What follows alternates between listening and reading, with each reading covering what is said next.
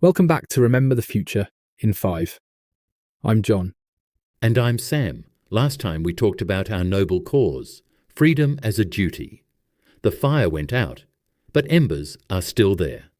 Today, we go deeper. Down to the foundation. The very bottom. The bottom.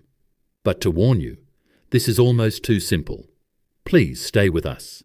Because if you don't, you may very well miss everything else moving forward. Everything else rests on this? Yes, everything else. Before we talk about triads, core groups, other new ideas, or old ones like constitutions, sheriffs, suffrage, and so on, we must first talk about 2 sentences. 2 sentences? Just 2? 2 sentences.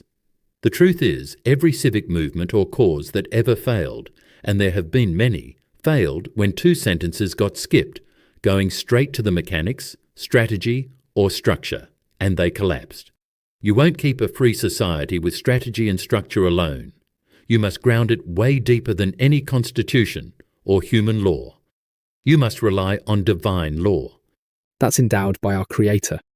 In Habakkuk 2:2, we read that what's written down is made plain, so that those who read it may run. John, will you read that first important sentence? Certainly. Jesus said unto him, Thou shalt love the Lord thy God with all thy heart, and with all thy soul, and with all thy strength, and with all thy mind. This is the first and great commandment. And the second is like unto it, Thou shalt love thy neighbour as thyself. On these 2 commandments hang all the law and the prophets. All of the law? Not some or most of it. All of the law, all of the prophets, all hang on 2 sentences. That's not a small claim, but the grandest claim in the history of human moral and civic thought, told us by that man who the world also claims to be most qualified to say it so. Break it down, Samuel. What do 2 commandments actually mean in what we are doing here?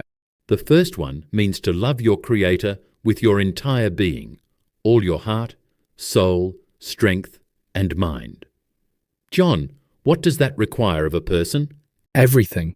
Total awareness and commitment. Nothing held back. When a person intends total commitment to our Creator, what happens internally? We learn to govern ourselves by a higher standard than any law imposes from the outside. This is moral self-government.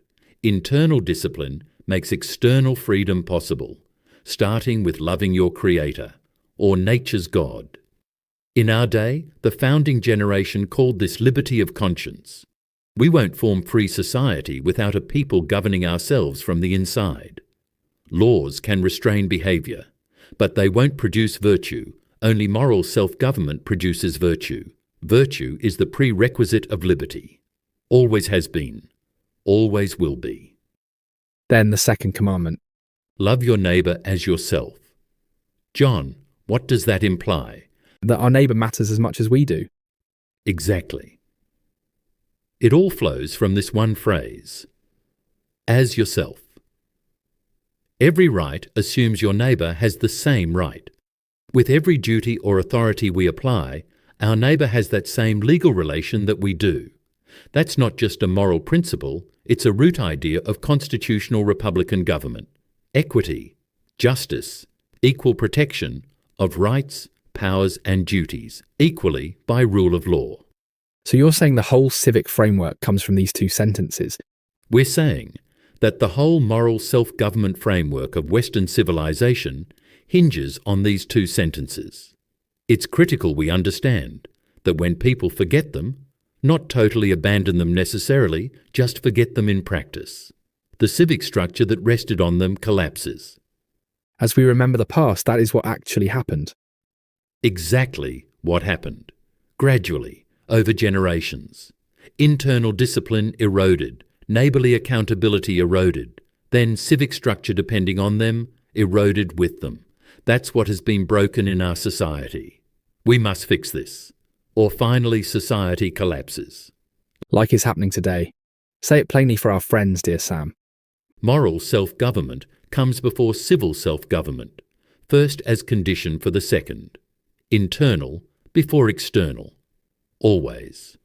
We want again to be free and loving neighbours of local people, but not without first governing ourselves. We cannot govern self without standards higher than opinions. These standards right here. 2 sentences. Mustn't we change our thinking about this individually, then as a people, Sam? Because politics is downstream from culture. Yes, at this critical moment in time, the tipping point, we must fix our culture, each starting with our own thinking, then as a people before God, starting with ourself. 2 sentences. Doing by loving again. It starts here. This is the foundation. Now we have the foundation of it all. Next time, episode 4, more about the American people today. No fiction, no doubt. The diagnosis starts with one very uncomfortable sentence. That is, remember the future in 5 for today. I'm John. And I'm Sam. See you next time for episode 4. Same 5 minutes. Different page. Remember the future. Bye for now.